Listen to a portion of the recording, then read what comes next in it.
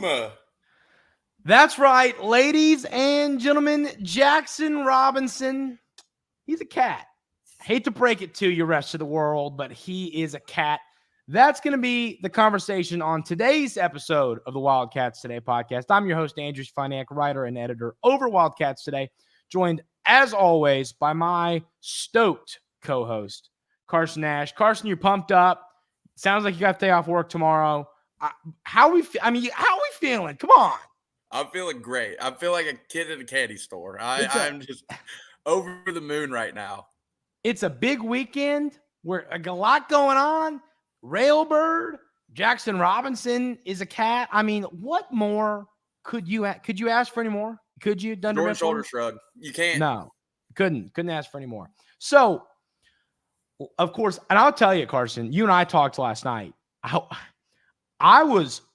thought we were cooked. I thought we were done for. I did not think we were in a good spot. When he said, when it was like 11, I was at the YMCA, me and Mike and Bryce playing basketball, and I kept looking at checking Twitter, nothing. And I'm like, okay, it's 8:00, dude. What are we doing? Are we like, she loves me not with the rose petal here? Like, I mean, my goodness. And when we didn't hear anything last night, I was like, nah, he's gone. He's done for.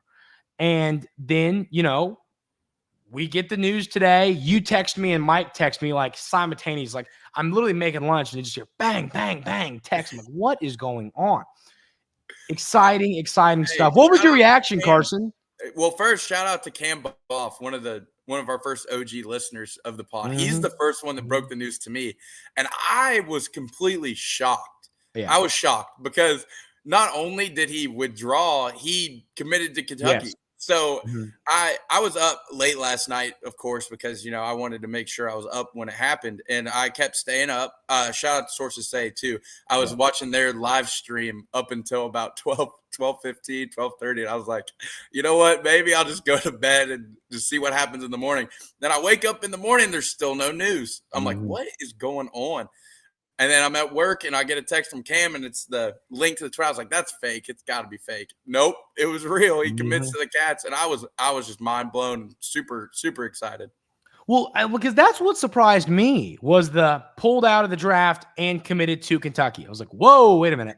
When he said pulled out of the draft, I was expecting pulled out of the draft. I was not expecting and committed to Kentucky. I mean, there were some rumors that BYU, you saw that too, Carson, that BYU was going to make a push to where I thought it was going to be, okay, well, good news, he's out of the draft. Now we got to land him. Yeah. No. There were talks about BYU and Kansas, being players. Well, they aren't because they're not. And so run through the numbers. Last year, Robinson, of course, led the Cougars of BYU in scoring with 14.2 points per contest, 2.5 boards a game, 1.3 assists. Shot 35.4% from the field, from deep, 90.8% from the free throw line, which I love that.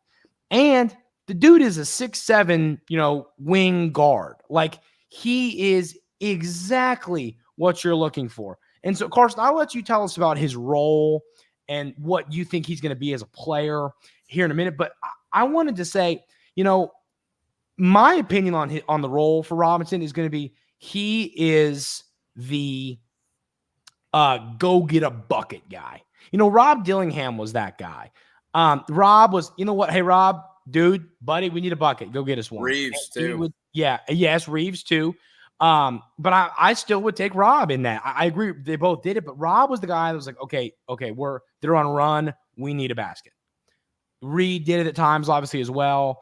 But, I think Rob was that guy. And Robinson, yes, we have elite defenders. We have elite shooters.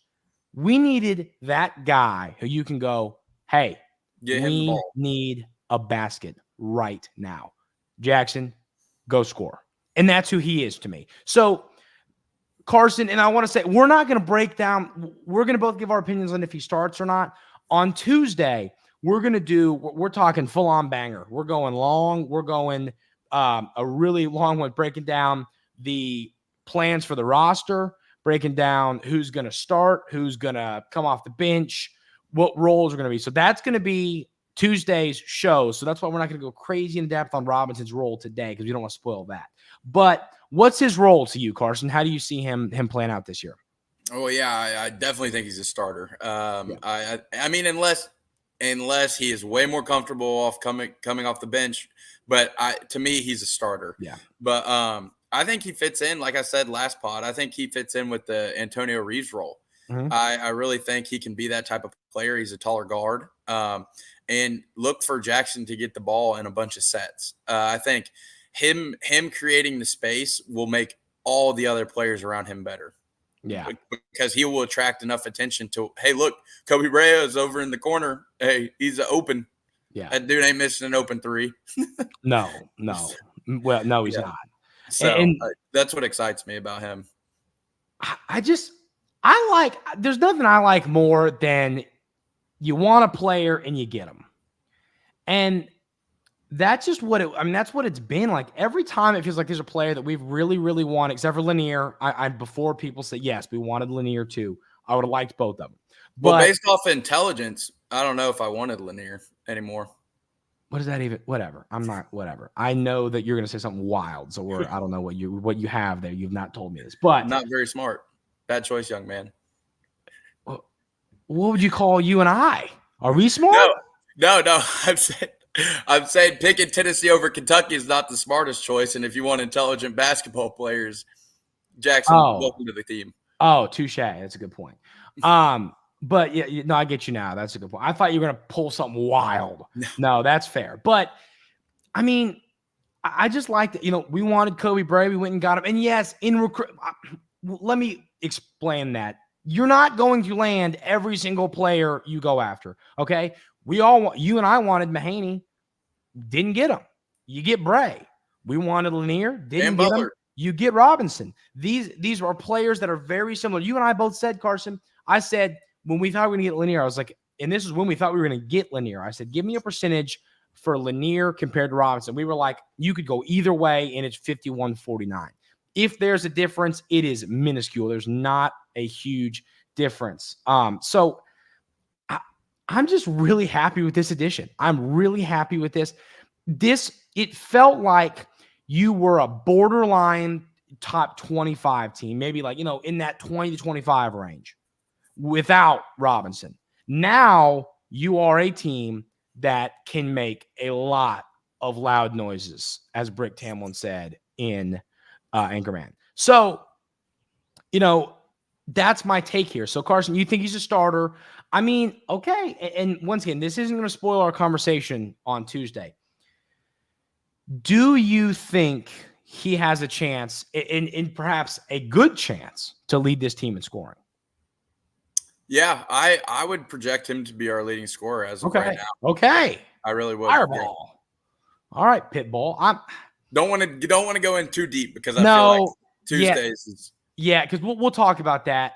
Yeah. I agree with you. I mean, listen, he led BYU last year and only played 26 minutes a game, so he's not, he's on the bench for 14 minutes. I mean, it's so he plays 31 minutes a game. He probably averages 16. It's just the reality of the minutes. And now I do think Coach Pope is more of a, let a lot of guys play a lot. 26 minutes was a lot of minutes for BYU. So that could just be how he wants to run the system. That'll be another off-season conversation that you and I have, Carson. That's not a today conversation. But, I'm just all around happy with the way this roster's come together. And I'll tell you this. And, we had the whole show, Carson, whenever it was 3 shows ago, where we broke down why we believe Mark Pope is going to be successful at Kentucky. I think that the national media and the folks that aren't buying in to Mark Pope and what he's doing here, I'll tell you this. I think people were expecting a splash hire at Kentucky. And we can agree, I don't think you can consider Mark Pope to have been a splash hire. We can still say that while we're happy with what he's done. And I just think that's going to be held against him till he does something about it. I think it's Mark Pope and whatever. They'll be fine. They'll be okay. This roster is damn good. Damn good. I mean, seriously. This is a team that can win a national championship. Yes. Are they going to be as talented as Duke? No. Are they going to be as talented as the Arkansas Caliparis? No, they're not. Talent-wise, you could – but another conversation another day. Don't give me that face. Not happening today. But you know what I mean? Like, they're going to be older. They're going to be older. And I'll tell you, I'm getting to the point, and I know this is bold. I know it's bold, but we're going to get bold because it's almost Friday. I like it. Let's do it. I'm getting to a point as a college basketball fan where I would almost take a veteran over a 5-star. Seriously, like a good veteran, a solid veteran over a 5-star, because there's so much uncertainty surrounding the 5-star. You could have, I'm sure you could have, I don't want to say Justin Edwards because he ended up being fine, but you know what I mean? Well, let's say Justin Edwards because, he was fine, but he wasn't what we thought he was. You can have a Justin Edwards with a 5-star, or you can have, an Anthony Davis with a 5-star. There's no, you know what I mean? It can go either way. When you base it off that, there's so much uncertainty. With these veterans, you know what you're getting. I mean, like, would you take, if you could have, would you take, I'll ask you this, okay? Heading into last season, if I would have asked you, and I think I know your answer, if you could have taken Justin Edwards or if you could take, here's my question. I'll ask you this way. Heading into last year, if you could take Antonio Reeves, the player that we know right now. So Antonio Reeves, let's say another eligibility, right? Antonio Reeves come back to UK this year. Mm-hmm. You could have Antonio Reeves after what we saw this year, or a chance at Justin Edwards.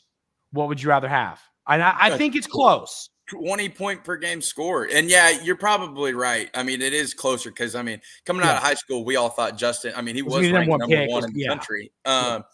So we all thought he was going to be a little better than he was. And, he had some mental struggles. Like, it wasn't all on him. Yes. But I would have taken Antonio Reeves. He's done it. He's proved himself. He's a veteran player. Mm-hmm. He averaged 20 points per game at Kentucky. Yeah. Like, him and Jamal Murray are the only two that did that during the Cal era. Yeah. Like, let's be real here. I'm taking Antonio Reeves, and I'm not thinking about it twice. And that's my argument. Is it's when I know people heard me ask that question. When, are you kidding me? And then they kind of went, well, you know what? Like, you know what I mean? Like, I'm not denying 5-stars are elite, but listen, 5-stars, even the great ones, make mistakes, especially in crunch time in March. And they're young. They're young. They make mistakes when it matters the most. And this is what happens. As much as we love Reed Sheppard, and he was not a 5-star, but, he was awesome all year. And then he played his, you could argue, worst game of the season in the tournament. Like, this stuff happens. And I just think older teams are what win right now in college hoops. And Mark Pope has put together an old team full of shooters, defenders, guys who can get to the rim, bucket getters, great young men. This is a team that can win a national championship. I don't think they're going to be predicted to. I don't think you're going to hear anyone, you could hear, well, they're the sleeper or whatever.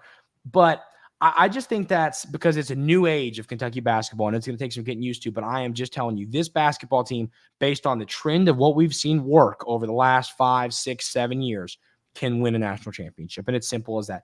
And if you don't agree with me, argue with the brick wall. End of story. Carson, I'm feeling it today. I'm really feeling it today. So I like that. Seriously, argue with the wall, not me. There you go. End of story. But I'm just kidding. If you disagree, you can leave thoughts in the comments and we'll discuss them. But Carson, any other thoughts on Robinson? Any thoughts on what he brings to this team? Anything else before we call it a day here? Nothing other than I'm really excited about his addition. And, there was a lot of chatter on social media last night from Arkansas and Tennessee's fan base, especially because, as we kind of thought, the past the deadline, we were like, oh, he's probably going to stay in. They were chattering. They're like, oh, prized possession's gone. Oh, mid-major U is what they're calling us. Nah, just wait until that ball starts bouncing on the court before you talk trash. We're coming. Yeah, I agree with you. I'm with you on that. These other fan bases, I think people need to learn. Just wait. Just wait till you see them. Don't do this. It just creates it's just silly. You don't do it. Players see it. It fires people. There's no reason to do it. Well, actually, opposing fan bases keep doing it because you know what I mean? Yeah, keep doing it. I'm all in on that. Like Hope said, we're playing for the front of the jersey now. Mm-hmm. Precisely. So, yes, ladies and gentlemen, I'm fired up about this team. I'm fired up. Heavy. I mean, I am ready to rock and roll. I am ready to run through the brick wall. I am ready to run through the brick wall that you can argue with if you disagree. I mean, like, I am fired up right now. So, that's going to do it, Carson. Any other thoughts before we head on out? That's all I got for today. Go Cats. Go Cats. Everybody, enjoy it. It's a beautiful weekend. The Cats got a huge player on the basketball team. There's a lot to be excited about. So hope everybody has an outstanding weekend. Like we said, on Tuesday, we are rolling deep. We are going a long episode, break down all this. Roles, minutes, points, who leads the team in this and that. I mean, we are going deep on Tuesday. So be ready for that. It's going to be a ton of fun. Hope everybody has a great weekend. Enjoy this. I know Carson and I will, and we will see you on Tuesday.